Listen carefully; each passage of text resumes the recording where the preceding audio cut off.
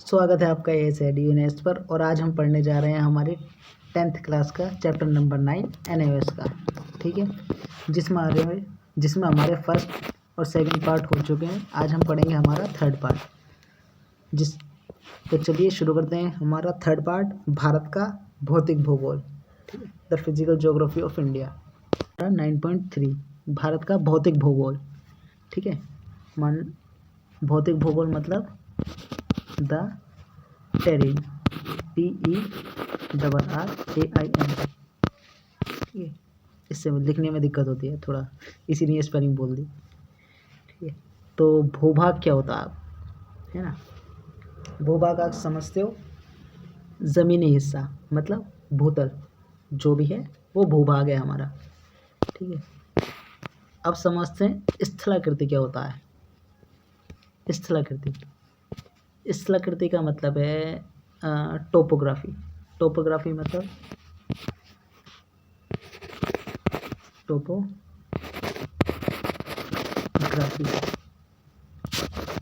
ठीक है, इसका मतलब है कि भाई जो प्राकृतिक विशेषता है किसी भी स्थान की प्राकृतिक विशेषता टोपोग्राफी कहलाता है, मतलब स्थलाकृति कहलाता है।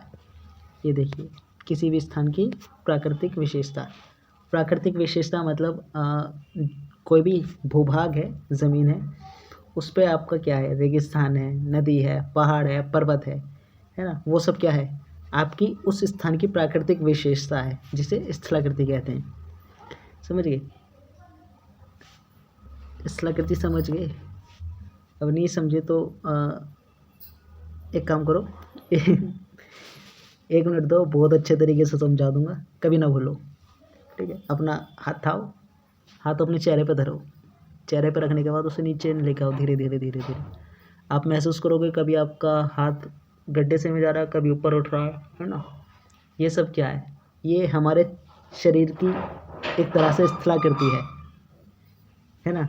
ये क्या है, हमारे शरीर की स्थलाकृति है। जैसे अभी हमने माथे पर हाथ धरा, माथे पर हाथ धरने के बाद आंखें गड्ढे में गई, नाक ऊपर उठ गई, तो ये सब क्या, कहीं ऊपर है कहीं नीचे है। ऐसा ही ज़मीन है, भूभाग है हमारा, कहीं पे पर्वत है, कहीं पे पठार है, कहीं पे नदी है, कहीं पे रेगिस्तान है। ये सब क्या है, ये स्थलाकृति है। उम्मीद करता हूँ समझ आ गया होगा स्थलाकृति। अब तो ना भूलो, चलो बढ़ते हैं आगे, है ना। अब देखते हैं भारत की स्थलाकृति कैसी है। तो भारत की स्थलाकृति क्या है भाई, बहुत विविधता वाली है। विविधता मतलब डाइवर्सिटी वाली। इसमें बहुत ज़्यादा भिन्नता पाई जाती है। जैसे आप हिमालय देखो, हिमालय मिलेगा भारत में, उत्तरी मैदान है, रेगिस्तान है, तटीय मैदान है। तटीय मैदान मतलब कोस्टल एरिया, कोस्टल प्लेन्स। ठीक है, प्रायद्वीपीय पठार है, पेनिनसुलर प्लेट्यू, मतलब ये सब भारत की स्थलाकृति में शामिल है। जो भारत की स्थलाकृति को क्या बनाते हैं, एक बहुत ही विविधता वाली स्थलाकृति बनाते हैं भारत को। ठीक है, अब देखिए, अब ये स्थलाकृति बनती कैसे, ऊंची नीची, ये सब होता कैसे है। इसमें दो विभिन्न प्रक्रिया हैं। कौन कौन सी, एक आपकी अपक्षय और एक कटाव। अपक्षय और कटाव। अपक्षय और कटाव क्या होता है, एक अपक्षय और एक कटाव। अपक्षय का मतलब है वेदरिंग, ठीक है, WEATHERING, वेदरिंग। और कटाव का मतलब है आपका इरोशन, EROSION,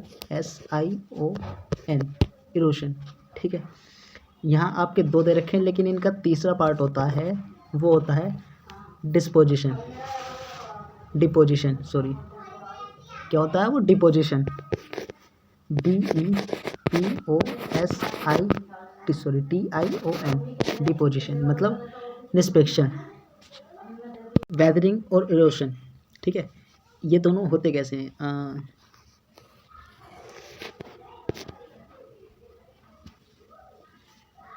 ठीक है, यहाँ पे मान लो आपकी कोई चट्टान वगैरह है। ठीक है, ये चट्टान वगैरह, ये आपकी वेदरिंग की वजह से टूटी।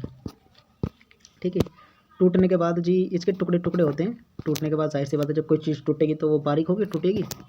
ठीक है, छोटे छोटे टुकड़े होते हैं और वो टुकड़े नीचे आ रहे हैं, तो यहाँ से टूटा, ये क्या है आपका, ये आपका वेदरिंग। ठीक है, वेदरिंग। और ये जो अभी नीचे आ रहे हैं, है ना, ये परिवहन में है ना, इसमें परिवहन होता है, ये एक स्थान से दूसरे स्थान तक चलता है। ये क्या है, ये आपका इरोशन है, ठीक है। ये क्या है आपका, ये इरोशन है। अब यहाँ से जब ये परिवहन करते हुए एक जगह इकट्ठे होंगे, वो जहाँ ये इकट्ठे होंगे वो कहलाएगा आपका डिपोजिशन, ठीक है। क्या कहलाएगा, डिपोजिशन, मतलब निष्पेक्षण। क्या कहलाएगा, निष्पेक्षण, डिपोजिशन, ठीक है। इसकी एक मैं आपको पिक्चर दिखाता हूँ, उससे क्लियर हो जाएगा। एक मिनट रुको।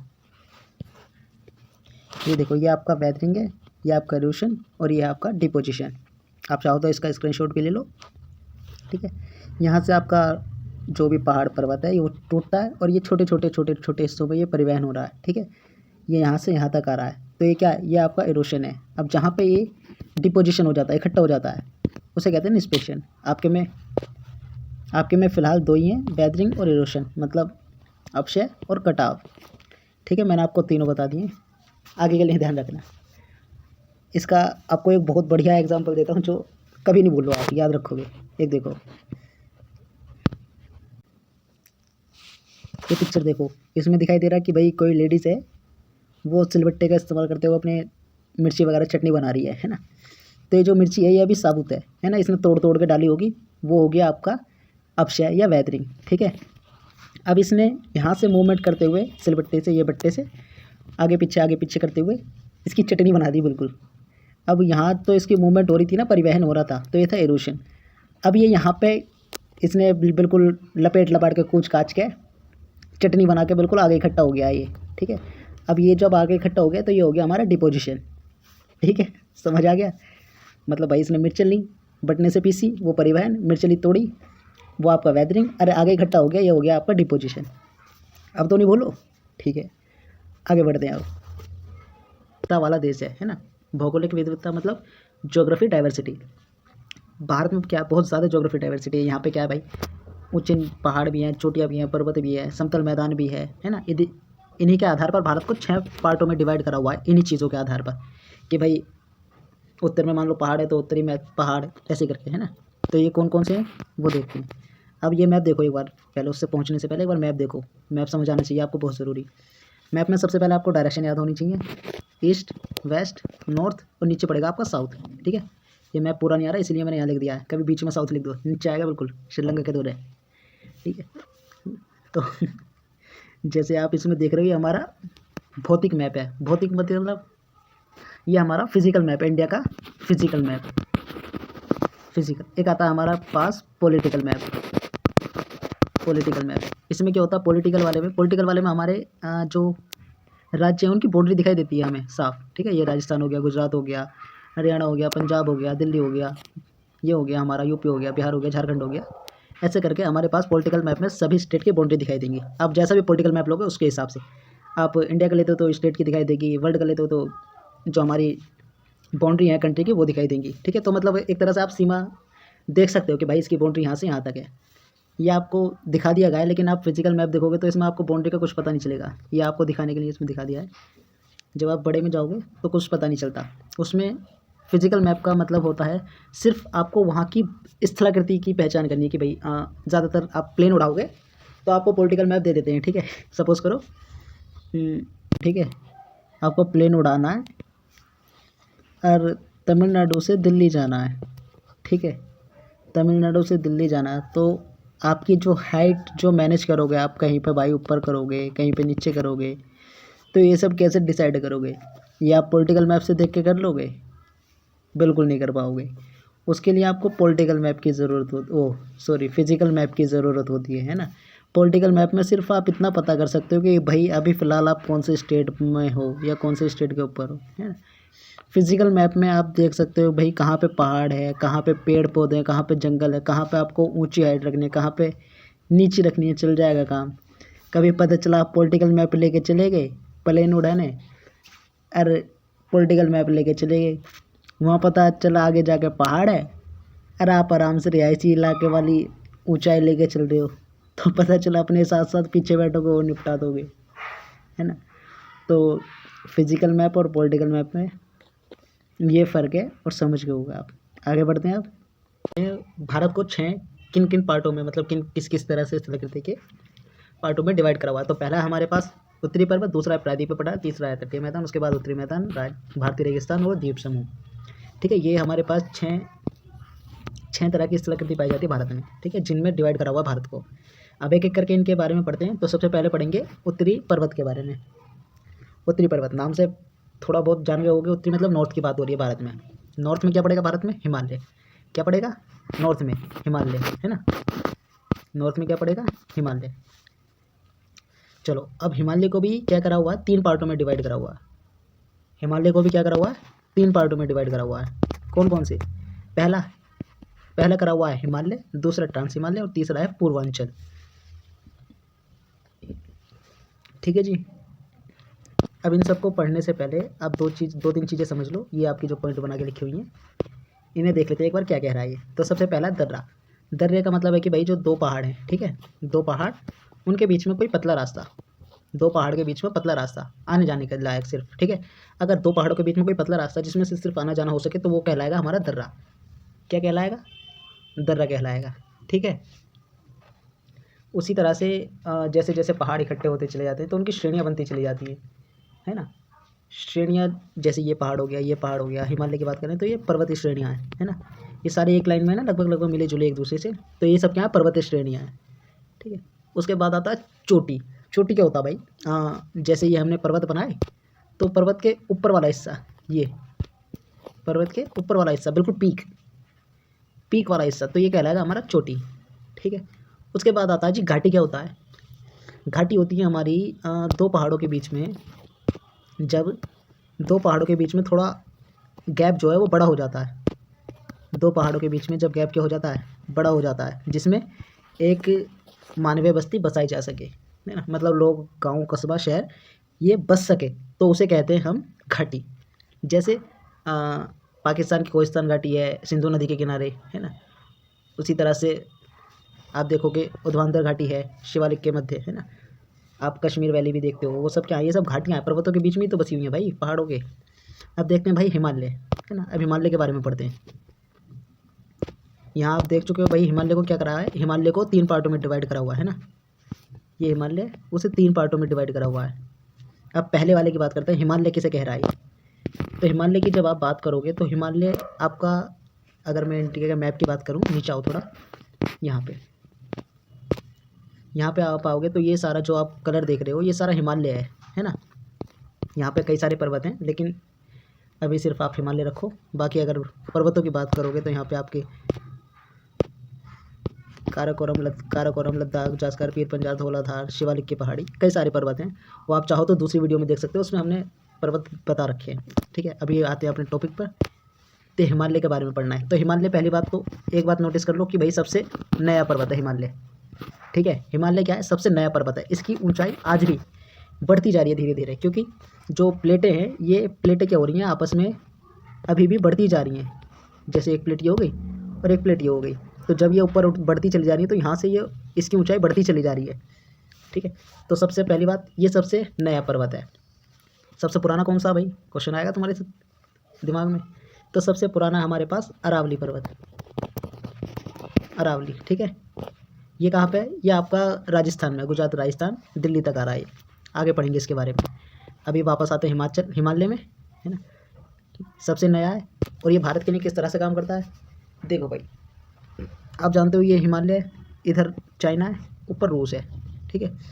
तो आप जानते हो रूस में कितनी ज़्यादा ठंड पड़ती है? माइनस में 10, 15, 15, 20, 30 डिग्री से माइनस में टेम्परेचर रहता है।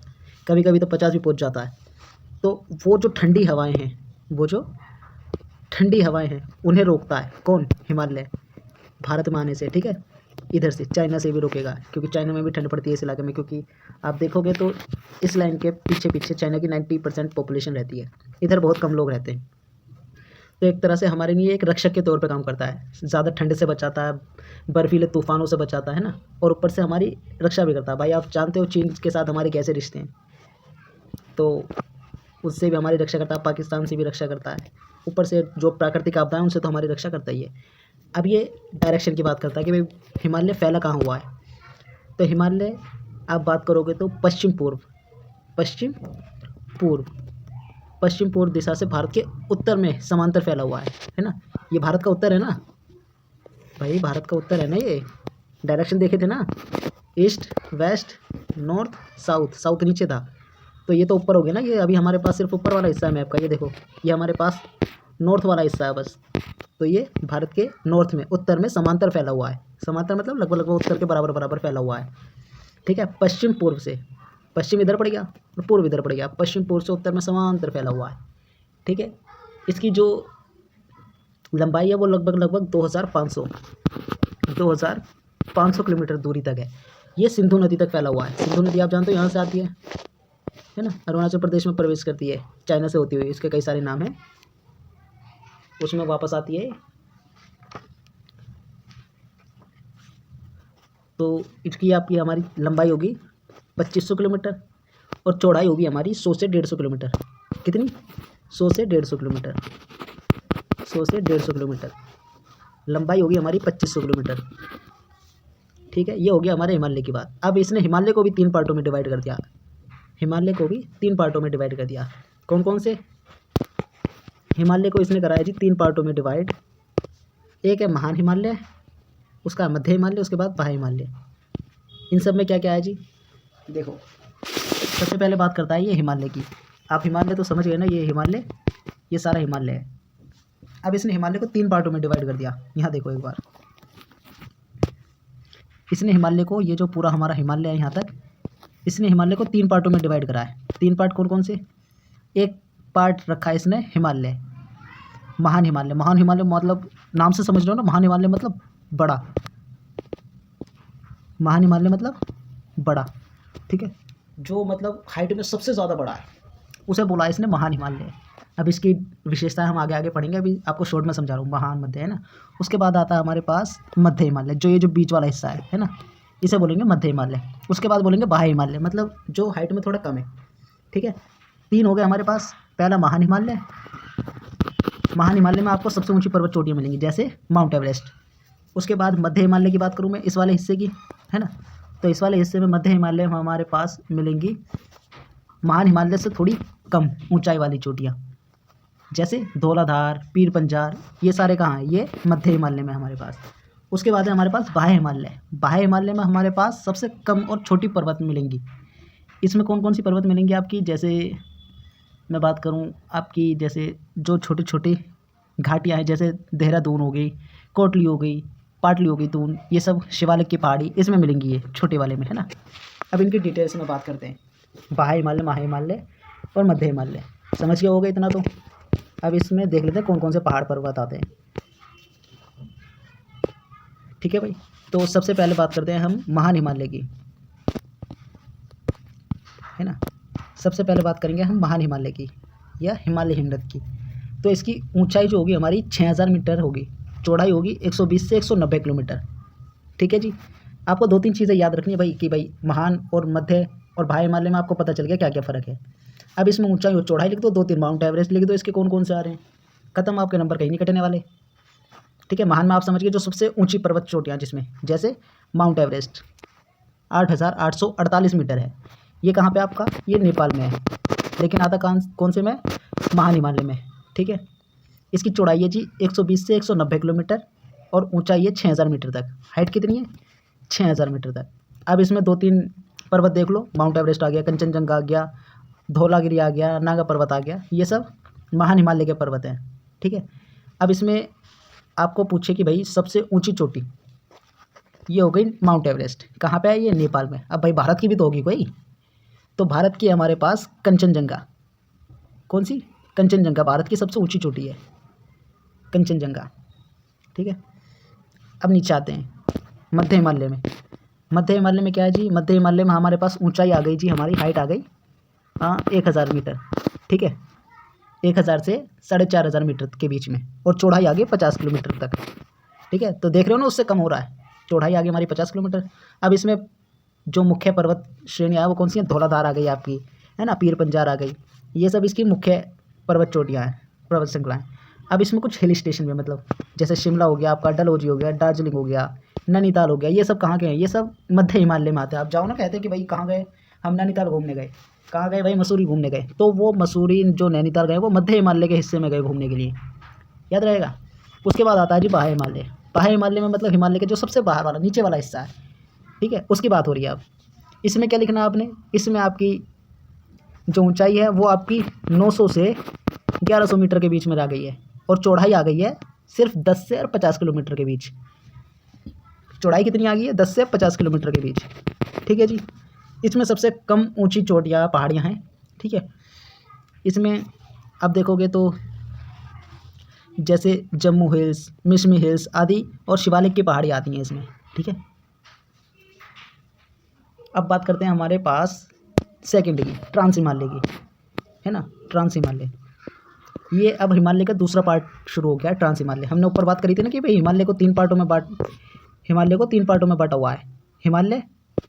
हिमालय, ट्रांस हिमालय, पूर्वांचल। अभी ये जो हमने बाह्य हिमालय, मध्य हिमालय और महान हिमालय की बात करी थी, वो हिमालय के 3 अलग पार्ट थे, समझे। अब हम ट्रांस हिमालय की बात करेंगे। आगे बढ़ते हैं। ट्रांस हिमालय में क्या है भाई? तो ट्रांस हिमालय की बात करोगे तो आप ये भाई जो ट्रांस हिमालय है, ये समांतर फैला हिमालय के, है ना। मैंने आपको बताया था ऊपर, जैसे ये हिमालय है तो हिमालय के दूसरी तरफ का हिस्सा क्या कहलाएगा? हिमालय को दूसरी तरफ का हिस्सा वो ट्रांस हिमालय कराएगा, एक तरह से पार करके, है ना। यह महान हिमालय के उत्तर में समांतर फैला। अभी हमने महान हिमालय पढ़ा तो उसके उत्तर में तो आगे वाला हिस्सा हो गया ना भाई, उसके उत्तर में आगे वाला हिस्सा हो गया। ठीक है, तो ये महान हिमालय के पार करके वाला हिस्सा है, ट्रांस हिमालय बोलते हैं इसे, है ना। इसमें आप देखोगे तो जास्कर पर्वत, लद्दाख श्रेणी इसमें मुख्य श्रेणी है। इनके बीच से सिंधु नदी होकर गुजरती है। सिंधु नदी कहाँ से आएगी आपकी? सिंधु नदी आती है जी आपकी मानसरोवर झील से। कहाँ से आती है? मानसरोवर झील से ये निकलती है सिंधु नदी की ओर। कई सारी वो है, क्या नाम है, सहायक नदियाँ, वो कौन कौन सी हैं वो आपको आगे बताएंगे डिटेल्स में। अभी फ़िलहाल सिर्फ आप उनके नाम जान लो। झेलम, चिनाब, रावी, सतलज, ब्यास। ठीक है, झेलम, चिनाब, रावी, सतलज, ब्यास। ठीक है जी। अब देखो इसमें एक नाम आया केटू, संसार की दूसरी ऊंची चोटी है। केटू संसार की दूसरी सबसे ऊंची चोटी है। ये कहाँ है जी? ये भी भारत में। अब ये भारत में है तो भाई आपने ऊपर क्यों कहा कि भाई कंचनजंगा सबसे ऊंची चोटी है भारत की? देखो, अगर एक मिनट मैप पे आओ, ये मैप है हमारा, है ना। एक मिनट रफ कर दूँ इसे, ये मैप है हमारा, है ना। तो यहाँ से कुछ हिस्सा पाकिस्तान के पास है, यहाँ से कुछ हिस्सा चाइना के पास है अभी फ़िलहाल वर्तमान टाइम में। ठीक है, तो लगभग हमारे पास ये हिस्सा बचता है जो हमारे पास अभी जम्मू कश्मीर का हमारे पास हिस्सा है, ये वाला पीओके, जिसे पाकिस्तान ऑक्यूपाइड कश्मीर कहते हैं। और इधर ये आता है अक्षाई चीन। ठीक है, तो ऊपर हमने पहाड़ पढ़े थे। पहाड़ कौन कौन से थे जी? हमारे पहाड़ थे हमारे, एक मिनट, अगर आपने वीडियो देखी हो तो, काराकोरम, लद्दाख, जास्कर, पीर पंचाल, है ना, ऐसे पहाड़ थे ना। तो काराकोरम की जो पहाड़ यहाँ है, काराकोरम को शॉर्ट में के लिख दूँ मैं?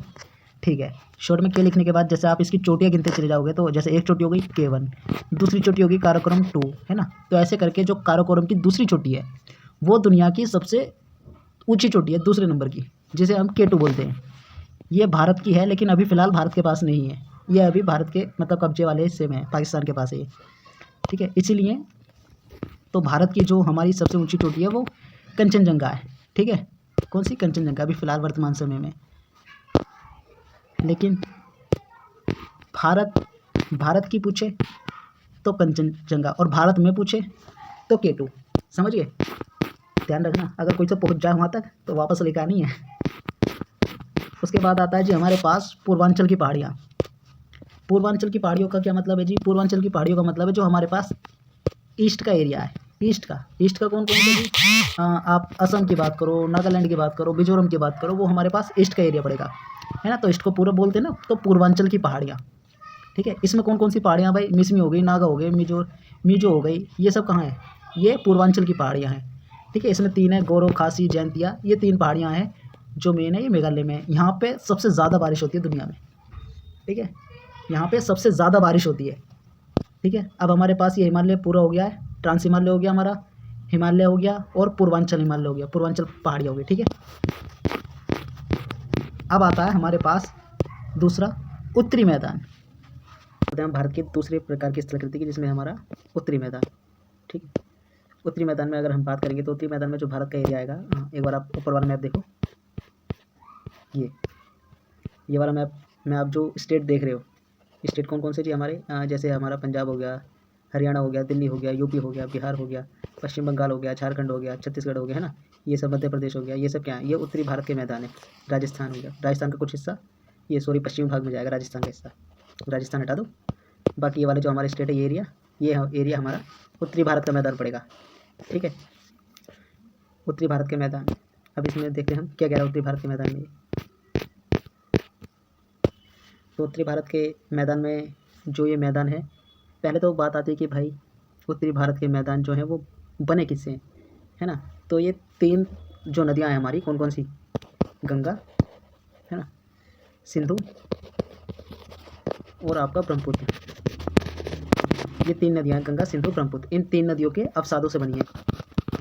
अवसादों से, अवसाद क्या होते हैं जी, अवसाद होते हैं जैसे कोई नदी है वो बहती हो जाती है, तो अपने साथ कुछ कचरा वगैरह ले जाते हैं, कचरा वगैरह ऐसे नहीं पन्नी बटोर के, पन्नी तो यहाँ से लाती है मानवीय बस्तियों से, ऊपर की बात कर रहा हूँ मैं, ऊपर से मतलब जैसे पहाड़ों से गिरती है तो छोटे छोटे छोटे छोटे कंकड़ लेकर आती है अपने साथ, रेत लेकर आती है, मिट्टी लेकर आती है, तो वो सब क्या है, वो सब अवसाद हैं, है ना।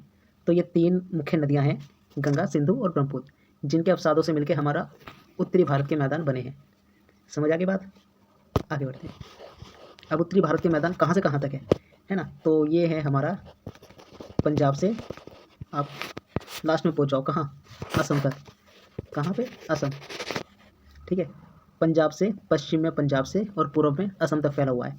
इसकी लंबाई कितनी नापी जाएगी, अगर नापोगे तो आप पंजाब से असम के बीच में, तो ये बैठेगी आपकी 2400 किलोमीटर, ठीक है, 2400 किलोमीटर लगभग। उसके बाद अगर आप इसकी चौड़ाई की बात करो तो वो बैठेगी आपकी चौड़ाई पूर्व में 150 से और पश्चिम में 300 किलोमीटर तक। ऐसा क्यों भाई, पूर्व में कम पड़ती कैसे, आप पूर्व में बात करोगे तो पूर्व में थोड़ा भारत का हिस्सा जो है पतला हो जाता है ना, इस तरह से आप देखोगे तो इस तरह से हिस्सा आता है कुछ, तो अगर आप यहाँ से नापोगे तो यहाँ पे हिस्सा पतला हो गया ना भारत का, तो इधर ईस्ट ही तो पड़ेगा, ईस्ट वेस्ट। तो पश्चिम में हमारा चौड़ाई में पड़ेगा 300 किलोमीटर और ईस्ट में पड़ेगा लगभग 150 किलोमीटर, ठीक है, चौड़ा हिस्सा जो उत्तरी भारत के मैदान है हमारा, ठीक है। लंबाई कितनी है जी, लंबाई हमारी 2400 किलोमीटर है, और चौड़ाई कितनी है, चौड़ाई हमारी 150 से 300 किलोमीटर। 300 कहाँ, 300 हमारी पश्चिम में, 150 पूर्व में। अब ये भाई जब जाहिर सी बात है ऊपर से नदियों के द्वारा, अवसादों के द्वारा बनाया हुआ क्षेत्र है, तो ये सबसे उपजाऊ क्षेत्रों में से है। उपजाऊ मतलब जी, उपजाऊ मतलब मानवीय बस्तियों के लिए, भाई फसल वगैरह के लिए बहुत अच्छा एरिया है ये, ठीक है।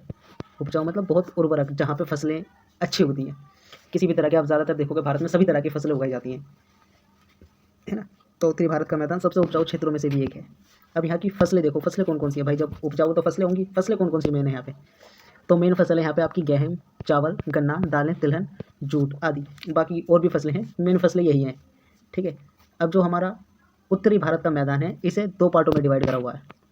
2 पार्ट कौन कौन सा, एक है जी हमारा पश्चिमी मैदान और दूसरा है गंगा ब्रह्मपुत्र मैदान।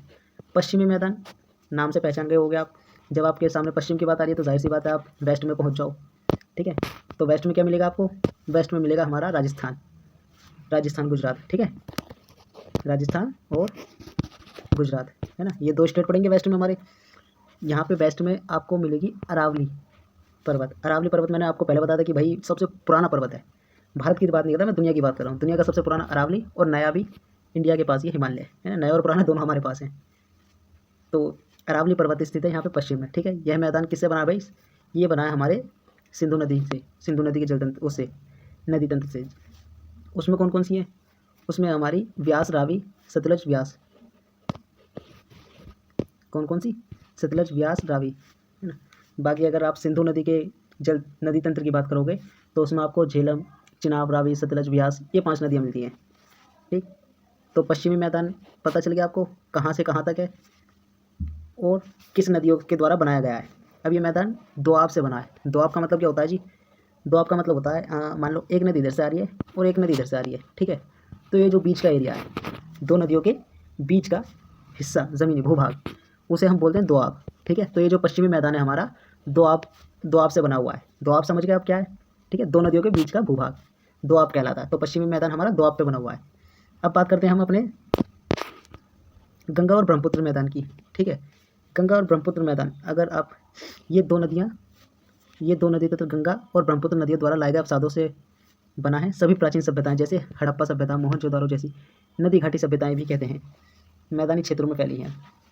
यह भूभाग में उपजाऊ और नदियों द्वारा जल की उपलब्धता का कारण है। अब आप खुद सोचो यार, देखो यहाँ पे ये कह रहा है कि भाई जो हमारा गंगा और ब्रह्मपुत्र का अवसाद हैं, अवसाद आप समझ गए अवसाद क्या है ना, गंगा और ब्रह्मपुत्र के जो अवसाद हैं उनके द्वारा बनाया हुआ है गंगा ब्रह्मपुत्र मैदान। ठीक है, आप मोहनजोदारो के बारे में पढ़े होगे, हड़प्पा सभ्यता के बारे में पढ़े होगे, ये सारी इसी एरिया में डेवलप हुई। इस एरिया में डेवलप क्यों हुई भाई? देखो सबसे बेसिक चीज़ है मानव बस्ती के लिए कि कम से कम वहाँ पे खाने पीने की व्यवस्था हो, है ना, कम से कम पानी तो हो ही, खाने की व्यवस्था तो चलो जिस तरह से हो भी जाए, लेकिन पानी बहुत ज़रूरी है। अब अगर आपने मोहनजोदारो या हड़प्पा सभ्यता पढ़ी हो तो इनकी जो पुरानी ये बहुत पुरानी सभ्यताएं हैं, और इसमें आप जो विकास प्रणाली देखोगे, विकास प्रणाली वो लगभग आज की तुलना से मिलती है उस टाइम की। सोच सकते हो उस टाइम पे भी भारत में इतने डेवलपमेंट थी, पुरानी सभ्यताएं हैं ये मोहनजोदारो, इतनी डेवलपमेंट थी कि जैसे हमारे यहाँ नालियाँ होती हैं पानी निकालने के लिए, उसी तरह से पानी निकालने के लिए नालियाँ थी, शौचालय थे, एकदम बिल्कुल आप यकीन नहीं मानोगे, लगभग आज ही से मिलती जुलती थी सभ्यताएं ये, है ना। तो ये सभ्यता क्यों पनपी यहाँ पे भाई? क्योंकि यहाँ पे हमारी पानी की ज़रूरत पूरी हो रही थी, पानी की ज़रूरत नदियों से पूरी हो रही थी पीने की और फसल उगाने की। तो इसी वजह से ये ज़्यादातर सभ्यताएं, कोई सी भी सभ्यता हो, आपको मैं मोहनजोदारो या हड़प्पा की बात नहीं कर रहा, विदेशों में भी चले जाओगे तो सारी सभ्यताएं लगभग पानी के आसपास ही पनपी हैं। मेसोपोटामिया वो भी वहीं की है। बढ़ते हैं अब आगे। अब इसमें देखो ये 2 पॉइंट दिखा रहा, 3 पॉइंट। दोआब किसे कहते हैं, खादर किसे कहते हैं, बांगर किसे कहते हैं। ठीक है, दोआब हमने पढ़ लिया है। खादर मतलब जहाँ पे प्रत्येक वर्ष नदियों को पानी आने की, जो बाढ़ का पानी है वो आने की संभावना रहती है ना, प्रत्येक वर्ष नदियों में बाढ़ आ जाती है वो। और बांगर वो क्षेत्र है जहाँ बाढ़ आती है हर साल ज़्यादातर, ओर से पानी से घिरा हिस्सा। जैसे कहीं कहीं आपने देखा होगा कि भारत को भी क्या लिख देता है, प्रायद्वीपीय भारत लिख देता है ना, पढ़ा होगा आपने। तो भारत में इधर क्या है, अरेबियन सी है, इधर क्या है, बे ऑफ बंगाल है, इधर इंडियन ओशन है। तो आपने देखा ना कि भारत को भी कहीं कहीं क्या लिख देता है, प्रायद्वीपीय प्रायद्वीपीय भारत लिख देता है, तो वो इसीलिए लिख देता है। उसी तरह से इसकी बात करेंगे हम, तो इसे भी क्या लिखा हुआ है उसने, प्रायद्वीपीय पठार लिखा हुआ है। तो प्रायद्वीप का मतलब समझ के आप समझते हैं प्रायद्वीपीय पठार क्या होता है। तो पठार की जब हम बात करेंगे, पहले पठार के जन्म होना चाहिए। आपने सुना होगा ना कि भाई एक पठार होता है ना, उसके बाद पर्वत भी होता है। तो इन सब में है क्या भाई, है तो दोनों हाइट वाली चीज़ें। इन दोनों में डिफरेंस क्या है, अंतर क्या है? तो वो देखो, ये कोई समतल भूभाग है, ठीक है, समतल भूभाग है। अब जैसे ही ये उठेगा, जैसे ही ये उठा और उठ के ऊपर जाके समतल हो गया, ऊपर जाके समतल हो गया। और उठा कितना भाई, उठा ये हमारा 600 से 900 मीटर की हाइट तक, 600 से 900 मीटर तक उठाइए। तो ज़मीन का या वो भूभाग जो 600 से 900 मीटर की हाइट तक जाता है और ऊपर जाके समतल हो जाता है, उसे हम पठार कहते हैं। ठीक है, क्लियर है। 600 से 900 मीटर की हाइट तक जो भूभाग उठ जाता है और ऊपर जाके समतल हो जाता है, उसे हम भूभाग कह देते हैं, तो सॉरी पठार कह देते हैं। ठीक है, आगे बढ़ते हैं। आगे क्या कहता है कि भाई प्रायद्वीपीय पठार जो है वो एक त्रिकोणीय श्रृंखला है, त्रिकोणीय आकार का है।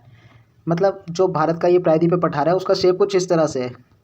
आप अगर देखोगे तो इस तरह से आएगा इसका शेप। अब ये शेप इस तरह से ऐसे आएगा कैसे, वो हम आगे पढ़ेंगे, लेकिन इसका शेप त्रिकोण में आता है, ट्रायंगल शेप में लगभग, है ना। इसीलिए कह रहा है कि भाई जो ट्रायंगल शेप में आता है भारत का प्रायद्वीपीय पठार। अब ये देखो आपकी किताब में अभी कम है, लेकिन मैं आपको बता दे रहा हूँ। आपको पता होना चाहिए कि भाई प्रायद्वीपीय पठार है कहाँ से कहाँ तक, मतलब शुरू कहाँ से और ख़त्म कहाँ तक है। तो एक तरह से हमने ये मान लिया प्रायद्वीपीय पठार अपना, ठीक है, इसे मान लिया। तो यहाँ से आपकी आएगी अरावली रेंज, कौन सी, अरावली पर्वत जो है, ठीक है। यहाँ पे आएगा आपका विंध्य पर्वत, विंध्य श्रेणी, ठीक है, विंध्य श्रेणी। उसके बाद इधर आएगा आपका पूर्वी घाट और इधर आएगा आपका पश्चिमी घाट, ठीक है। तो यहाँ से अरावली के दक्षिण पश्चिम से ये हमारा पठार शुरू हो जाता है, नीचे जाता है अन्नामलाई तमिलनाडु, मतलब बिल्कुल लास्ट तक, कन्याकुमारी तक, ठीक है। उसके बाद अगर आप इधर ईस्ट की तरफ चलोगे तो ईस्ट में बढ़ता हुआ ये जाएगा आपका मेघालय तक। मेघालय में इसकी एक छोटी सी अलग पहाड़ी है, लेकिन वो भी प्रायद्वीपीय पठार का हिस्सा है भारत के, ठीक है। उसे गिर पहाड़ी कहते हैं वहाँ पे, लेकिन वो किसका हिस्सा है, पठार का, प्रायद्वीपीय पठार का हिस्सा है। अभी हमें पता चल गया कि भाई प्रायद्वीपीय पठार कहाँ से कहाँ तक स्टार्ट है, कहाँ से कहाँ तक है, ठीक है। तो यहाँ पे अरावली से स्टार्ट है वो, ठीक है, अरावली में, और नीचे साउथ में जा रहा है बिल्कुल लास्ट में कन्याकुमारी अन्नामलाई तक।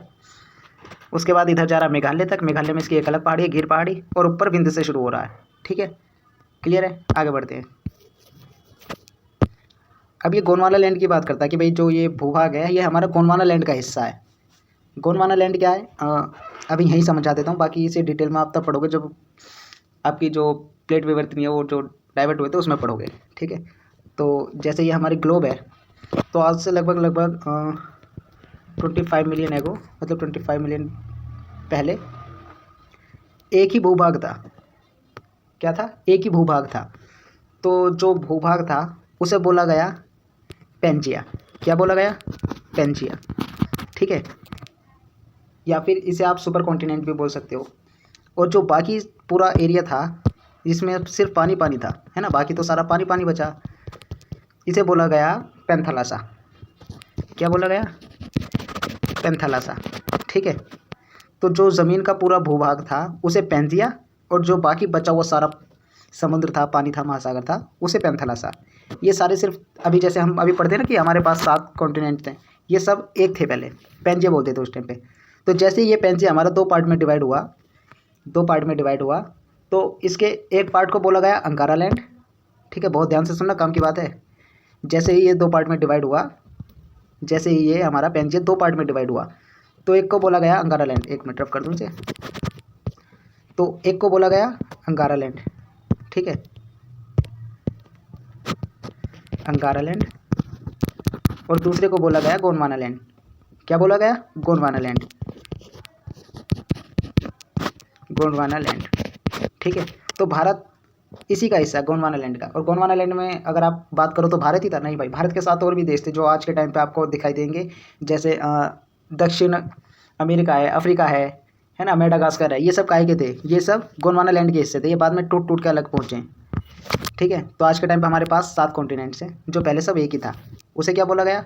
उसे बोला गया पेंजिया। और जो बाकी बचा भूभाग था एक मिनट, सुपर ओशन, उसे बोला गया पेंथालासा, ठीक है। क्लियर है भाई? गोंडवाना लैंड क्यों बोला गया? आगे बढ़ो अब। ये कहाँ से कहाँ तक फैला हुआ है? ये आपके गुजरात में, महाराष्ट्र में, बिहार में, कर्नाटक, आंध्र प्रदेश में फैला हुआ है। अब जो नर्मदा नदी है, नर्मदा नदी प्रायद्वीपीय पठार को 2 भागों में बांटती है। एक उच्च मध्य उच्च भूमि, और दूसरा आएगा दक्कन का पठार। कैसे भाई? ये जो आप नर्मदा नदी देख रहे हो, ये वाली नर्मदा नदी निकलती है आपके अमरकंटक से, ठीक है। अमरकंटक से निकलेगी नर्मदा नदी। तो ये नर्मदा नदी पठार को 2 भागों में बांट रही है, एक ऊपर वाला हिस्सा और एक नीचे वाला हिस्सा। तो जो नीचे वाला हिस्सा है उसे दक्कन का पठार कहेंगे, ठीक है। और ऊपर वाला जो ये हमारा ऊपर वाला पठार बच गया, उसे कहेंगे हम मध्यवर्ती उच्च भूमि, ठीक है, मध्यवर्ती उच्च भूमि, ठीक। अब इसमें आप प्रायद्वीपीय पठार भी बात करोगे तो इसे 5 पार्टों में डिवाइड करा हुआ है, लेकिन आप में अभी कम है तो आप इतना ही समझ लो। मैं अभी फ़िलहाल आपको नाम बता देता हूँ। जैसे एक दे रखा है आपका उच्च भूमि, दूसरा दे रखा है आपका दक्कन का पठार, ठीक है, तीसरा आएगा पूर्वी पठार, पश्चिमी पठार, पूर्वी घाट, ठीक है। ये सब दे रखे। इनमें भी कई कई पार्ट डिवाइड है, लेकिन आपको इतनी डिटेल में नहीं जाना अभी इतना ही समझ लो, बहुत है, खर्चा हो जाएगा तुम्हारा, ठीक है। तो भाई पहले बात करेंगे हम अपनी मध्यवर्ती उच्च भूमि के बारे में। मध्यवर्ती उच्च भूमि में आपकी 4 पर्वत श्रेणी आती है मुख्य। एक अरावली आएगी, मालाबार आएगी, बुंदेलखंड आएगी, विंध्य आएगी, ठीक है। अभी देखो, इसमें एक अरावली महत्वपूर्ण पर्वत है जो गुजरात राजस्थान होते हुए दिल्ली तक जाता है, ठीक है। अरावली पहाड़ियों की सबसे ऊंची चोटी माउंट आबू गुरु शिखर है, जिसकी हाइट कितनी है? 1722 मीटर, 1722 मीटर। अब ये जो अरावली पर्वत है इसके बारे में थोड़ा जान लो। अरावली पर्वत है ना, अरावली ये कहाँ पे हमारा? ये राजस्थान में। एक मिनट, ये अरावली रफ कर देता हूँ। ये हमारा कहाँ है? राजस्थान में पड़ेगा। और कहाँ पड़ेगा? और हमारा गुजरात में पड़ेगा, ठीक है। और कहाँ पड़ेगा जी? और पड़ेगा हमारा दिल्ली में, ठीक। 3 स्टेट में फैला हुआ है। आप कहोगे दिल्ली में तो देखा नहीं हम, दिल्ली में कौन सा पहाड़ है, पागल बना रहे हो? अरे नहीं भाई, है। वो होता घिसता घिसता छोटा हो गया अब, ठीक है। तो राजस्थान में ये सबसे ऊंचा है अभी फ़िलहाल के टाइम पे, ठीक। तो 3 राज्यों से होता हुआ जा रहा है ये, राजस्थान, गुजरात और दिल्ली। दिल्ली में ये आप सुने होंगे रायसीना की पहाड़ी के नाम से जाना जाता है, जिसमें क्या है? राष्ट्रपति का घर है हमारा। किसका? प्रेसिडेंट का, राष्ट्रपति का घर है। राष्ट्रपति भवन है ना हमारा, वो इसी पहाड़ी पर बसा हुआ है। और ये किसने बनाया था? ये अंग्रेज़ों का बनाया हुआ है सब, ठीक है। अब ये जो हमारी अरावली पहाड़ी है, इसके पश्चिम में, अरावली पहाड़ी के पश्चिम में, अरावली पहाड़ी के पश्चिम में पड़ेगा थार मरुस्थल, ठीक। अरावली पहाड़ी के पश्चिम में पड़ेगा थार मरुस्थल। चलो जी आगे बढ़ते हैं अब, ठीक। तो हमारी मध्यवर्ती उच्च भूमि में जो अरावली है उसकी सबसे ऊंची चोटी गुरु शिखर है। ठीक है, कौन सी? गुरु शिखर। आगे बढ़ते हैं। अब इसमें कुछ नदियाँ और पठार दे रखे हैं, जैसे बेतवा, चंबल, केन, मालाबार के पठार हैं, महत्वपूर्ण पठार हैं। छोटा नागपुर का पठार भी इसी में आएगा। नर्मदा नदी और विंध्य सतपुड़ा के मध्य से निकलती है। मतलब दो पहाड़ हैं आपके। कौन कौन से? एक है आपका विंध्य और एक है सतपुड़ा। ये पहाड़ आपके एमपी में पड़ेंगे। एमपी मतलब मध्य प्रदेश। ठीक है, मध्य प्रदेश में ऊपर पड़ेगा आपका विंध्य की पहाड़ी और नीचे पड़ेगी सतपुड़ा। इन दोनों के बीच में से निकल के जा रही है नर्मदा। नर्मदा, जो कहाँ जाती है? वेस्ट की तरफ जाती है। ठीक है, ध्यान रखना, नर्मदा नदी कहाँ जाती है? वेस्ट की तरफ। ठीक है, पूछ सकता है कभी भी आपसे। बाकी और नदियाँ हैं इसमें छोटी छोटी, वो देखेंगे हम आगे। उसके बाद आता है हमारा दक्कन का पठार। दक्कन के पठार में बात करेंगे हम कि भाई ये एक क्या है। दक्कन का पठार एक भ्रंश है। भ्रंश मतलब भ्रंश में आपको एक एग्जांपल से समझाता हूँ। जैसे भाई ये हमारा कोई भूभाग है। ठीक है, इस तरह से ये भूभाग है।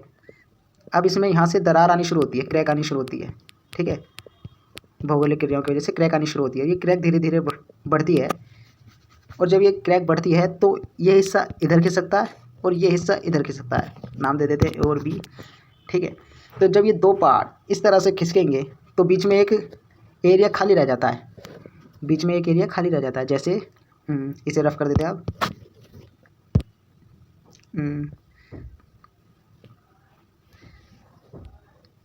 इस तरह से, सॉरी ज़्यादा चौड़ा हो गया ये।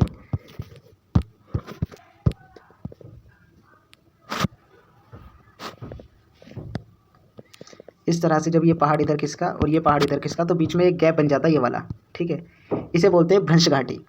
ठीक है, इसे क्या बोलते हैं? भ्रंश घाटी। और ये वाला जो ऊपर वाला हिस्सा आएगा, ये क्या आएगा? ये आएगा हमारा भ्रंश पर्वत। क्या आएगा? भ्रंश पर्वत। ये जो ऊपर वाला हिस्सा है ये भ्रंश पर्वत। ठीक है, और ये भ्रंश घाटी। क्लियर है? आगे बढ़ो। ठीक है, दक्कन के पठार में काली मिट्टी पाई जाती है। इसे डेक्कन ट्रैप के रूप में जाना जाता है। ज्वालामुखी विस्फोट के कारण बना है। ये हम आगे पढ़ेंगे कि कैसे बना। जब अभी हमने पढ़ा ना कि गोंडवाना लैंड से जब हमारा भारत अलग हुआ तो ये जब ऊपर आया, तो ये जब ऊपर से टकराया एशिया से, तो वहाँ पे ज्वालामुखी की वजह से ये बने, वो टकराने की वजह से। ठीक है, तो जब काली मिट्टी आएगी तो भाई आपको पता है खेती कौन कौन सी होनी है। कपास होगी, गन्ना होगा, है ना, मोटे अनाज, ये सब खेती होंगी। अब ये जो हमारा दक्कन का पठार है इसे दो पार्टों में डिवाइड करा हुआ है, पूर्वी घाट और पश्चिमी घाट। मतलब वेस्टर्न घाट और ईस्टर्न घाट। इसे इंग्लिश में और हिंदी में दोनों एक ही बोलेंगे, सिर्फ ईस्ट और वेस्ट लगा देंगे। ठीक, अब ये पूर्वी घाट और पश्चिमी घाट क्या है ये समझो पहले, एक मिनट। जैसे ये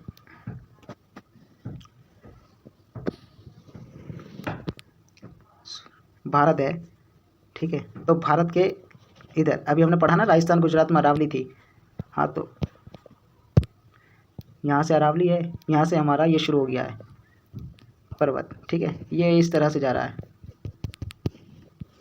दक्कन का जो पठार, वो सॉरी हमारा प्रायद्वीप पठार है वो। ठीक है, तो अगर डायरेक्शन थोड़ी बहुत याद हो, ध्यान हो, तो इधर ईस्ट और इधर वेस्ट। ठीक है, ऐसे ही है। तो ये हमारा पड़ेगा पश्चिमी घाट, ये वाली जो पहाड़ियों की श्रेणी है, और ये पड़ेगी हमारी पूर्वी घाट। ठीक है, तो इसे पूर्वी घाट और पश्चिमी घाट ये है। बढ़ते हैं अब आगे, बात करते हैं पश्चिमी घाट की। पश्चिमी घाट में क्या क्या है? पश्चिमी घाट को साहित्री भी बोलते हैं।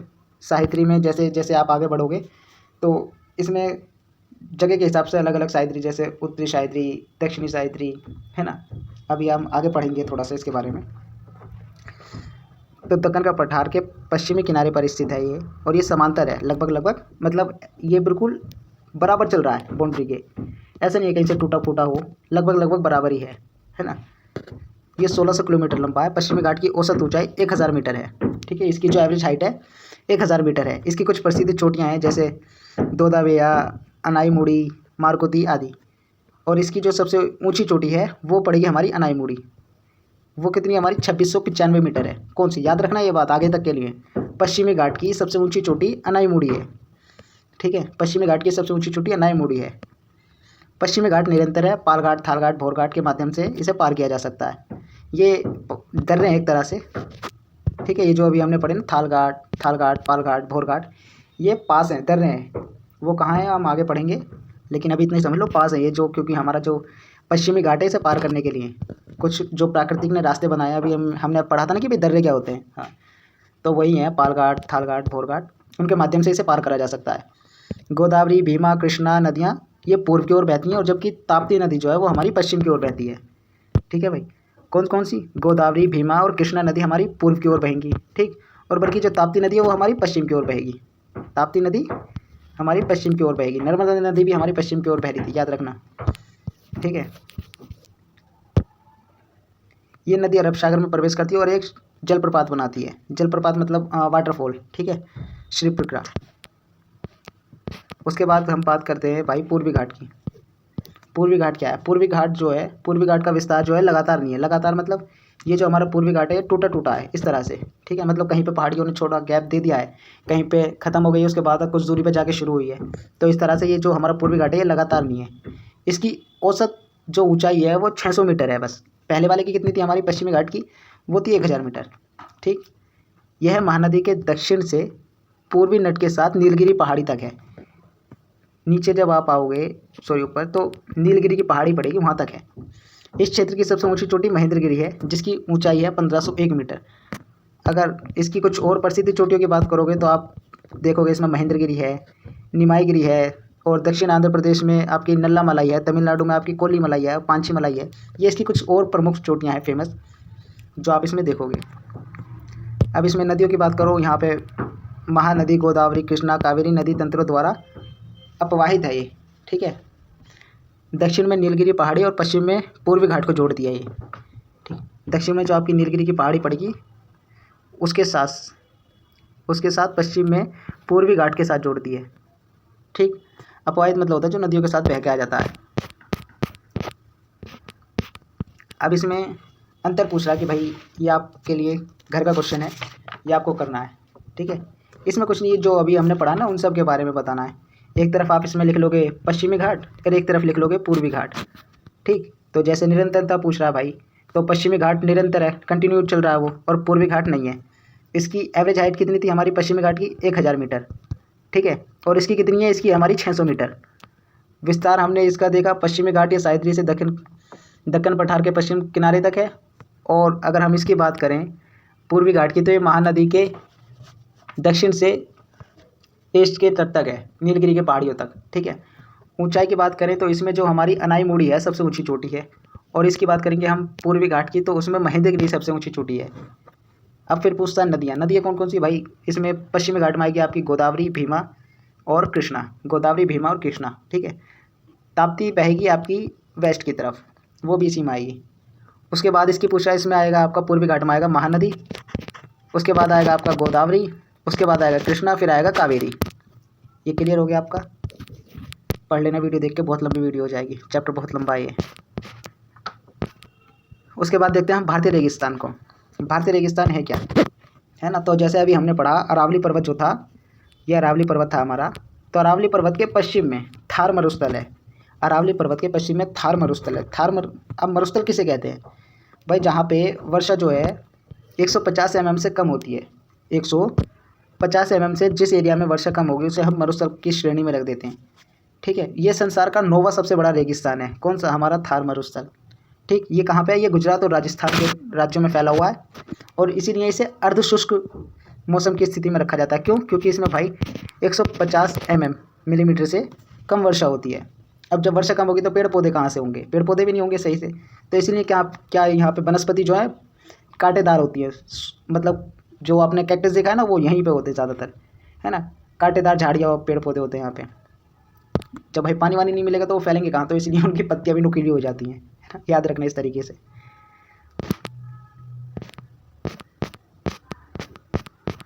उसके बाद आगे बढ़ते हैं हम।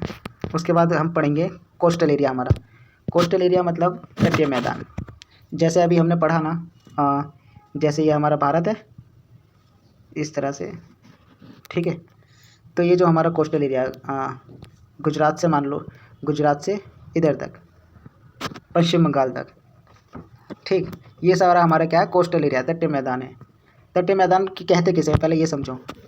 तटीय मैदान उसे कहते हैं, जैसे ये हमारा भूभाग है कोई, ठीक है, भूभाग के वो भूभाग जिसके किनारे पानी होता है, ठीक है, उसे तटीय मैदान कहते हैं। अगर आप ईस्ट की बात करोगे तो ईस्ट में आपकी क्या पड़ेगी, बंगाल की खाड़ी, ठीक है। तो बंगाल की खाड़ी के किनारे जितने भी भारत के राज्य पड़ेंगे वो कोस्टल एरिया में आएंगे, ठीक। उसी तरह से आपका वेस्ट में चले जाओ, वेस्ट के किनारे पे जितने भी एरिया पड़ेंगे, आपके राज्य पड़ेंगे गुजरात से नीचे तमिलनाडु तक, जैसे गुजरात हो गया, महाराष्ट्र हो गया, गोवा हो गया, कर्नाटक हो गया, केरल हो गया, ये सारे क्या हैं आपके, ये सारे कोस्टल लाइन के एरिया हैं। अब पढ़ते हैं इसे है क्या ये भाई, ठीक है। तो इसमें कहा है कि भाई प्रायद्वीपीय पठार के समांतर है, जाहिर सी बात है जब प्रायद्वीपीय पठार हमारा ऐसे है तो राज्य भी तो ऐसे ही है हमारे, है ना। तो उसमें जो पानी है उसी के किनारे किनारे समांतर फैला हुआ है। अब आता है कि भाई जो हमारा पश्चिमी घाट है, मैदान है, अरब सागर के साथ एक संकीर्ण पट्टी बनाता है। पट्टी मतलब जो हमारा अरब सागर है, जैसे अभी हमने मैप बनाया था छोटा सा भारत का, ठीक है। तो अरब सागर किधर पड़ेगा हमारा, इधर अरब सागर पड़ेगा। तो अरब सागर का जो कोस्टल एरिया पड़ेगा वो उसकी जो चौड़ाई है वो 10 से 20 किलोमीटर चौड़ी है बस, ठीक है। यह कच्छ कहाँ है, गुजरात में हमारा कच्छ के रण से कन्याकुमारी तक फैला हुआ है, ठीक है। कच्छ के रण से कन्याकुमारी तक फैला हुआ है, ठीक। और अगर आप पश्चिमी तटीय मैदान को 3 भागों में बांटोगे तो वो कौन कौन से होंगे, वो देखो, सॉरी,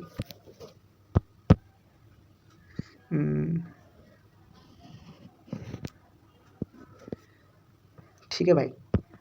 अगर हम इसे डिवाइड करें 3 पार्टों में तो कौन कौन से होंगे, तो पहला कहाँ से शुरू हो रहा था, गुजरात से हो रहा था, ठीक है, गुजरात के कच्छ से नीचे कन्याकुमारी तक, ठीक।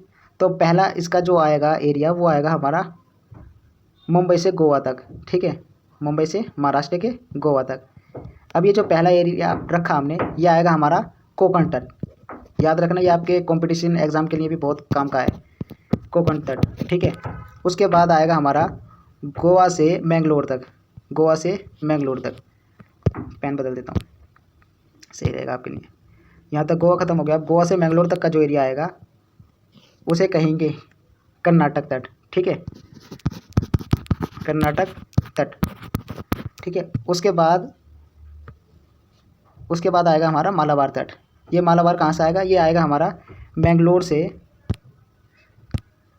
से कन्याकुमारी तक, ठीक है, मैंगलोर से कन्याकुमारी तक कौन सा, मालाबार तट, ठीक है। क्लियर है भाई। तो जो हमारा पश्चिमी घाट है वो उसे 3 पार्टों में बांटा हुआ है। तो जो मुंबई से, ठीक है, मुंबई से नीचे तक आ रहा है इधर गोवा तक उसे कहेंगे हम कोंकण तट, और गोवा से फिर आ रहा है हमारा मालाबार तक उसे कहेंगे हम कर्नाटक तट, और मालाबार से जो नीचे यहाँ तक आ रहा है कन्याकुमारी तक उसे कहेंगे हम मालाबार तट। क्लियर है, ये चीज़ें याद रखना बहुत ज़रूरी है, ये चाहे एक कॉपी में लिख लेना। उसके बाद हम पूर्व तट की ओर चलते हैं। पूर्व तट बंगाल की खाड़ी में पड़ेगा, ठीक है। यह एक मिनट यार क्या हो रहा है, यह पश्चिमी घाट के मैदान से अधिक व्यापक है। इसकी औसत चौड़ाई 120 किलोमीटर है। इस तट के उत्तरी भाग में उत्तरी सिरकार और दक्षिणी भाग को कोरोमंडल तट कहा जाता है, ठीक है। पूर्वी तटीय मैदान महानदी गोदावरी कृष्णा कावेरी द्वारा बनाए गए डेल्टा चिन्हों से हैं। चिल्का भारत में सबसे बड़ी झील खारे पानी की झील जो महानदी डेल्टा के दक्षिण में स्थित है। तटीय मैदानों में मसाले, चावल, नारियल ये सब उगाए जाते हैं, ठीक है।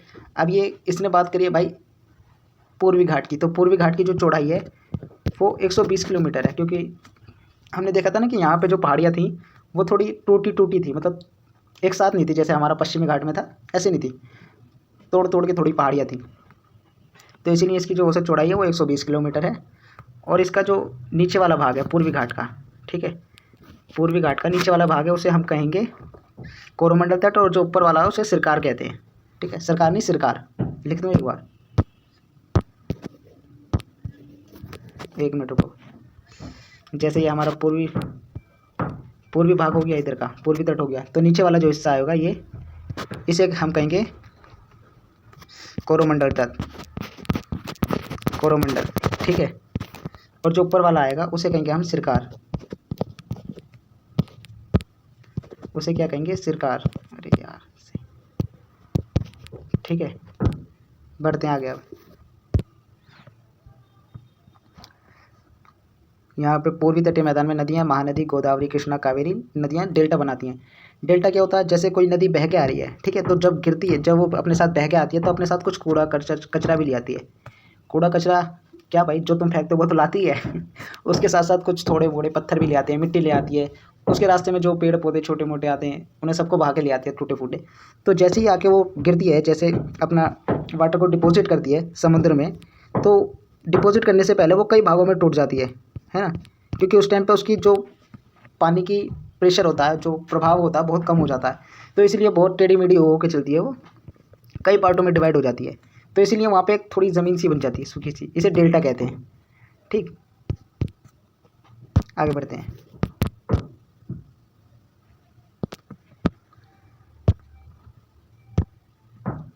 चिल्का भारत की सबसे बड़ी खारे पानी की झील है। ठीक है, याद रखना, चिल्का जो महानदी के डेल्टा के दक्षिण में स्थित है। ठीक है, महानदी है वो डेल्टा बनाती है, उसके दक्षिण में स्थित है कौन सी, चिल्का झील, भारत की सबसे बड़ी खारे पानी की झील है। अब जो हमारे कोस्टल एरिया है उनमें कौन कौन से फसलें उगाई जाती हैं, आपके चावल हो गया, नारियल हो गया, काली मिर्च हो गई, ये सब वहीं पे उगाए जाते हैं। और यहाँ पे जब आपको पता है समुद्र है तो मछली पकड़ने का काम बहुत ज़्यादा होता है, बड़े पैमाने पर होता है। उसके बाद बात करते हैं हम हमारे द्वीप समूह की। द्वीप समूह क्या होता है भाई, जैसे या आप समुद्र मान लो, ठीक है, समुद्र में कोई छोटा भूभाग जब आ जाता है, ऊपर उठ जाता, ऊपर उभर आता है, तो उसे हम द्वीप कहते हैं।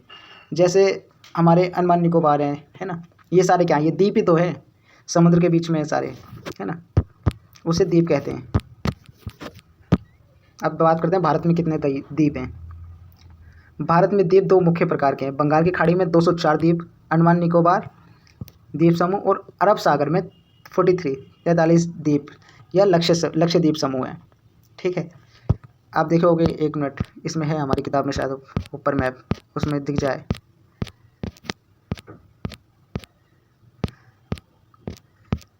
हाँ, ये देखिए, यहाँ पे आप देखो, तो ये जो आप एरिया देख रहे हो, ये वाला अंडमान निकोबार, ये सारे क्या हैं, ये सारे द्वीप ही तो हैं, है ना, ये सारे क्या हैं, द्वीप हैं। ये हमारे बंगाल की खाड़ी में हो गए द्वीप, और ये हमारे लक्षद्वीप हो गए अरब सागर में। ठीक, तो अरब सागर में हमारे पास कितने द्वीप हैं, अरब सागर में हमारे पास 43 द्वीप हैं। ठीक है, अरब सागर में कितने द्वीप हैं, 43 या फिर 43 कह लो, कुछ भी कह लो। उसके बाद अंडमान निकोबार में हमारे पास 204 द्वीप हैं। कितने, 204 द्वीप। ठीक है, अब भाई जब ये एरिया होते हैं तो यहाँ पे क्या काम होंगे, एक तो पानी की भरपूर है, चारों तरफ से पानी पानी है ना।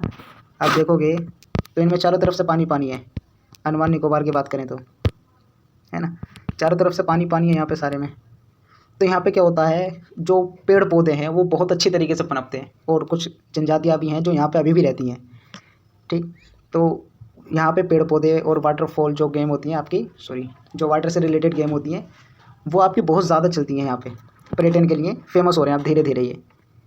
तो इसीलिए सरकार अब इन पे ध्यान दे रही है कि भाई पैसा कमाने का रास्ता ढूंढो, तो यहाँ पे ये एक्टिविटी बढ़ाई जा रही है। अब बढ़ते हैं हम आगे टॉपिक की तरफ।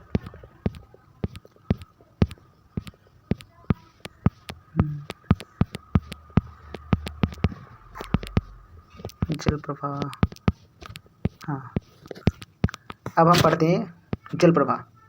जल प्रवाह मतलब कि भाई जो भारत में जल प्रवाह प्रणाली है, मतलब जो पानी का बहाव है उसके बारे में पढ़ेंगे। तो भाई पानी की सभी को ज़रूरत है ना, और पानी का मुख्य रूप जो प्रवाह होता है वो नदियों के द्वारा होता है। किसके द्वारा, नदियों के द्वारा, है ना। भाई नदियाँ ही तो हैं जो प्रवाह करती हैं एक स्थान से दूसरे स्थान तक। आप गंगा देखो, यूपी में भी, उत्तराखंड में भी है, और आपके बिहार में भी हो, पश्चिम बंगाल में भी है, सबसे होती हुई जाती है ना। तो ये प्रवाही तो है उस नदी का, गंगा का। उसी तरह से यमुना देखो, यमुना दिल्ली में भी है, यूपी में भी है, और आगे जाके गंगा उसमें मिल जाती है, गंगा में, है ना। तो ये प्रवाह प्रणाली है। ठीक, और सबसे ताज़े पानी का स्रोत जो है वो नदियाँ ही हैं। आप पीने का पानी का इस्तेमाल नदियों से ही करते हो। आप समुद्र का पानी थोड़ी पी सकते हो, या पी लोगे, नहीं पी सकते, समुद्र का पानी नहीं पी सकते आप। पीने के लिए, सिंचाई के लिए आप नदियों के पानी का ही इस्तेमाल कर पाओगे। ठीक है, तो इसीलिए इनमें प्रचुर मात्रा में ताज़ा पानी होता है, और आपकी फसल और खाने पीने के लिए ये बहुत ज़रूरी है। ये प्राकृतिक स्रोत है एक तरह से सिंचाई के लिए, परंपरागत रूप से नदियाँ प्रचुर मात्रा में ताज़े पानी जल परिवहन स्रोत के रूप में उपयोगी हैं। आज की दुनिया में नदियों के महत्व में जल विद्युत उत्पादन। अब उसके बाद में ये भाई व्यापार की बात कर रहा है कि भाई जो नदियाँ हैं उनमें क्या करते हैं हम, उनके पानी को टरबाइनों में से निकाल के, टरबाइन लगा के उनसे बिजली पैदा कर लेते हैं, है ना। तो इसका भी उत्पादन हो रहा है। और चट्टानों पर से कूदना, हाई जंप वगैरह जो होते हैं वो आप देखे हो ना, एक क्या नाम है, एक पट्टी सी होती है, उस पर एक चढ़ते हैं यहाँ पे और यहाँ से कूदते हैं फिर नीचे पानी में, है ना। तो वो भी नदियों में बहुत कराए जाते हैं अब, लेकिन एक सेफ्टी के साथ। ऐसी नहीं कभी मुठाए कूद जाओ, निपट जाओगे, बहुत प्रेशर तेज़ होता है जैसे जैसे नदी हाइट के ऊपर होती है, हाइट पर होती है, ठीक है। तो इसीलिए ये महत्वपूर्ण पर्यटन का भी केंद्र बन रही हैं अब नदियाँ, लेकिन हमने पता हालत इनकी कैसी कर रखी है। अब बात करता है कि भाई कुछ नदियों के किनारे, जैसे हमने बात करी थी पीछे कि भाई नदियों के किनारे सारे क्या हैं, नदियों के किनारे सारी मानव बस्तियाँ बसी हुई हैं। जैसे हम दिल्ली की बात करें तो दिल्ली किसके किनारे बसी हुई है, दिल्ली हमारी यमुना के किनारे बसी हुई है, ठीक है। दिल्ली यमुना के किनारे बसी हुई है। उसी तरह से पटना की बात करें, पटना कहाँ पर का बसा हुआ है, पटना भाई गंगा के साथ बसा हुआ, गंगा के किनारे। गुवाहाटी है, गुवाहाटी आपका ब्रह्मपुत्र के किनारे बसा हुआ है ना। नासिक है, नासिक आपका गोदावरी के किनारे बसा हुआ है। नासिक कहाँ है, नासिक आपका महाराष्ट्र में है, ठीक है। ये सारे शहर हैं जो नदियों के किनारे बसे हुए हैं। अब इसी प्रवाह को दो पार्टों में बांटा हुआ, एक हिमालय जल प्रवाह प्रणाली और दूसरा है प्रायद्वीपीय। हिमालय के अंदर आपकी वो हिमालय के अंदर वो नदी आएंगी आपकी जो हिमालय से निकलती हैं। कहाँ से, हिमालय से, ठीक है। और प्रायद्वीपीय में वो आएंगी जो आपकी प्रायद्वीपीय पठार से निकलती है। अभी हमने प्रायद्वीपीय पठार पढ़ा ना, कहाँ से कहाँ तक था, अरावली पर्वत के नीचे से था ना, उच्च मैदान से, हाँ। तो उससे नीचे वाली जो नदी आएंगी वो प्रायद्वीपीय जल प्रवाह प्रणाली के अंतर्गत आएंगी, ठीक है। पढ़ते हैं इनके बारे में थोड़ा सा, बस थोड़ी देर और रुको, होने वाला है चैप्टर कंप्लीट। सहायक नदियाँ, डेल्टा और एक्शुरी, ये सब पढ़ लेना। सहायक नदी वो होती है जो कोई बड़ी नदी में आके एक छोटी नदी मिल जाती है और उसी के साथ बहने लगती है। जैसे यहाँ से गंगा आ रही है और इसके साथ आके यमुना मिल जाए, इसके साथ आके यमुना मिल जाए और फिर वो गंगा के रास्ते चल पड़े, तो यमुना गंगा की सहायक नदी है, ठीक।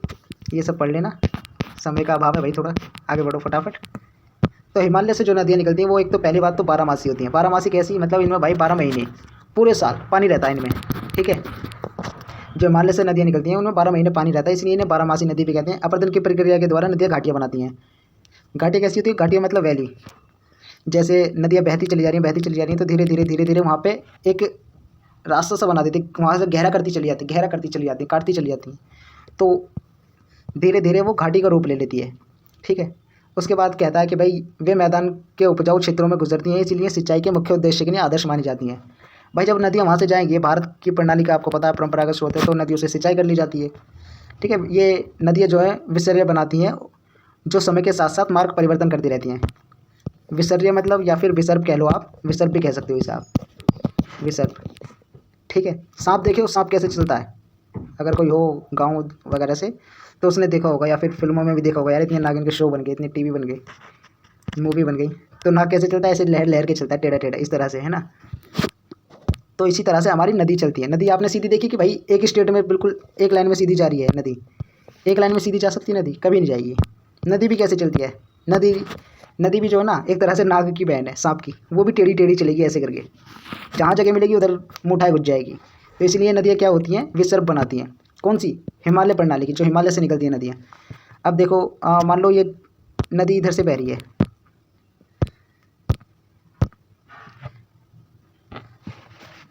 ये नदी है कोई, गंगा है, ये बहती हुई आ रही है इस तरह से, ठीक है।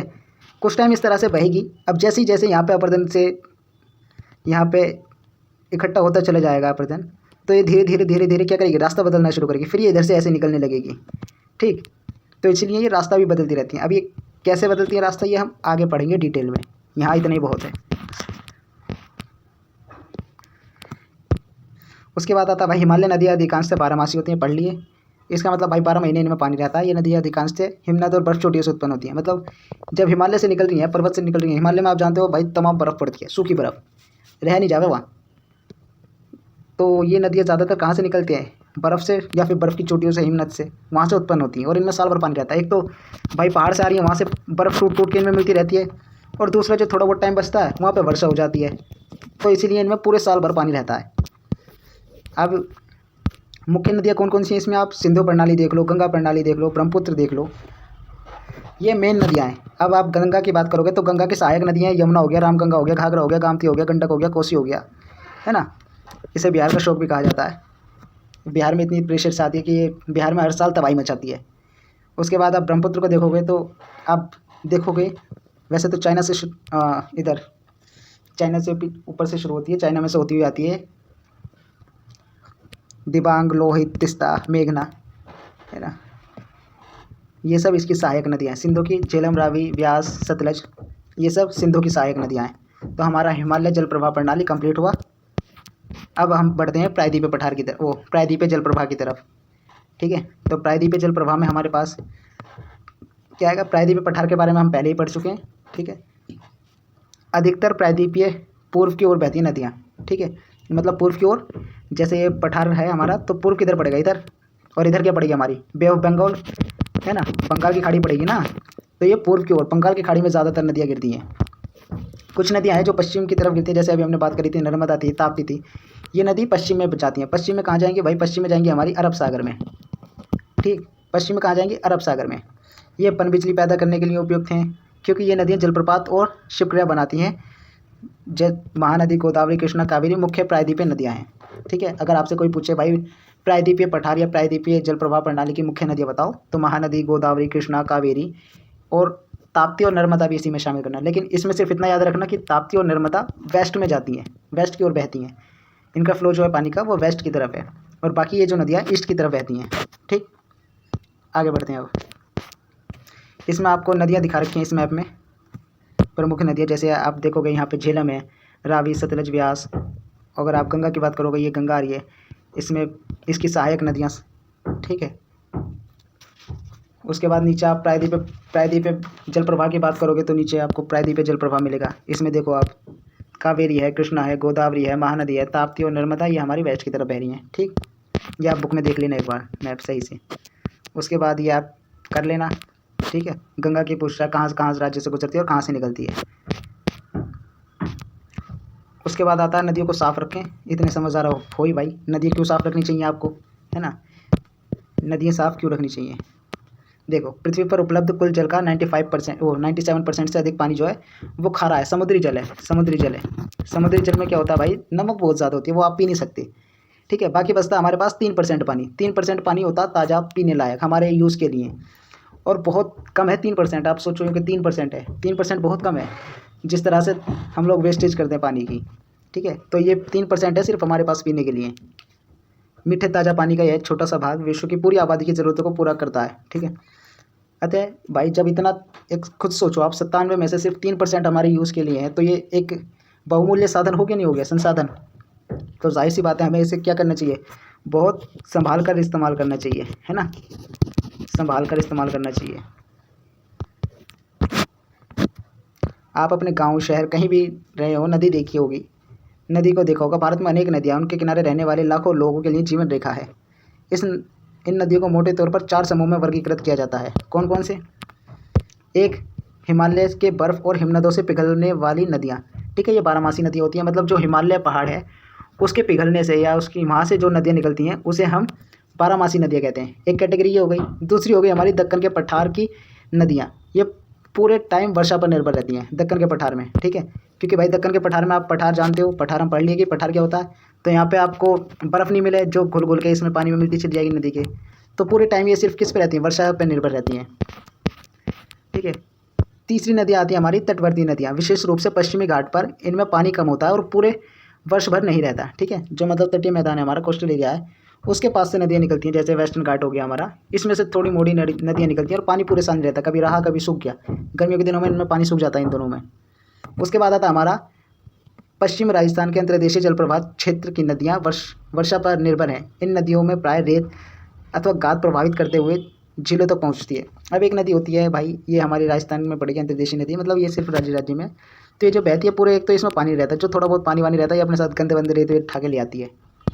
ठीक, चारों टाइप की हो गई हमारी।